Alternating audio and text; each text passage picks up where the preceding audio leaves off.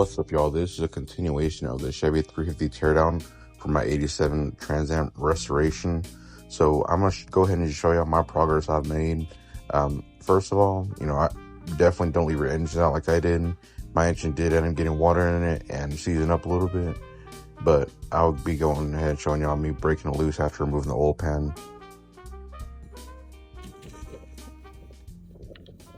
From what I would say, if you're doing this in your backyard without a garage or a shop, even if you have covered with a tarp, I'd say put a few trash bags over the block while you have it sitting out on a stand, because I did this with just tarp and I did get water in my cylinders and it leaked down and locked my engine up somewhat.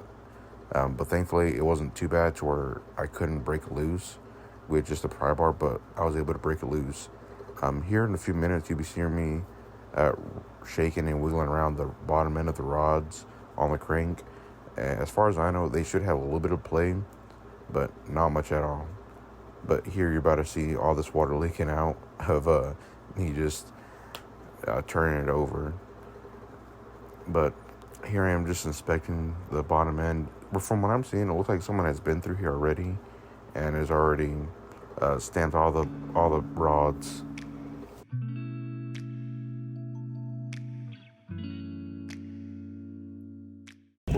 Alright, in this next part, I'm going to be showing you the wiggling and the noises that I was getting from the bottom of the rods.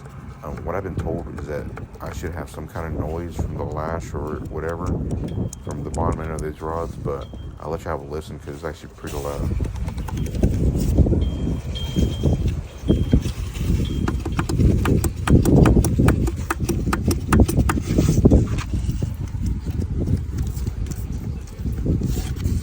Yeah, they rebuilt this Yeah, so y'all heard that. It didn't sound good at all, but I also didn't hear it whenever I picked the engine up from the guy I traded my 305 for. So there is signs of it being rebuilt, but in this next part, you're see me removing the timing cover to remove the cam along with the fuel pump. But I'm not expecting, to recover any of these mechanical parts. You'll see this does have a double chain, so this is it's definitely been gone through. But you're going to see the condition of this cam here in a minute, and whatever was in the engine, I guess, prior to me disassembling it and after the water getting there, you'll see a lot of this gloppy stuff come out of the fuel pump. Alright, so we got the timing gear off here. Here's me and my brother just putting the studs back on just to go ahead and get ready to pull the cam out. And of course, the fuel pump has come out, so I knew what we were doing a little bit in this part. If you don't remove the fuel pump, the cam is going to get jammed in place. Alright, so we just got the fuel pump taken out. You're going to see what I'm talking about with this goopy stuff. It's definitely a product of it getting fuel and oil getting mixed in with water. And right here is a rod I'm about to show you here in a minute of what I'm talking about. It needs to be removed.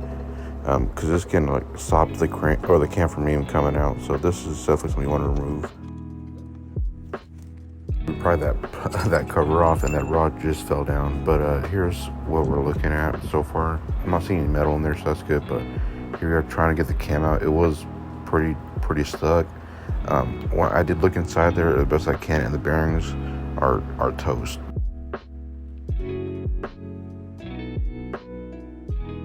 So this engine is going to need a complete overhaul, taken to a machine shop, new bearings, new everything, new. It just needs to be a whole refreshed engine at this point. I will show you that the lobes on this cam were worn down pretty significantly. So the old owner did tell me he had to adjust the rockers a few times just because he started getting a rod knock or a lifter tick is what he was telling me. And you shouldn't be getting any of that after a new cam swap. So what this tells me is that he did an improper break-in of this cam and he developed a rod knock of some sort, and him over tightening on the rockers definitely pressed down on that lifter I showed y'all earlier in one of the last videos. And this is where all those metal shavings came from, was this cam and that torn up lifter. Alright, here's the final part of the engine breakdown. I got the heads off. You'll see all the water that I was talking about did get into the cylinders. But surprisingly, the cylinder walls ended up looking good after I removed the pistons, and especially to my surprise, this ended up being a 30 over block, which is actually a pretty dang good score for me. I was considered making this 383 stroker, but downside is this is going to need a new crank, which isn't, I guess, too bad. Kind of falls in my favor, especially since I could just get a 383, Eagle kit, scat kit, I believe is what it is. But stay tuned. I'm gonna go ahead and try and turn this engine into a 383. Thank you for watching.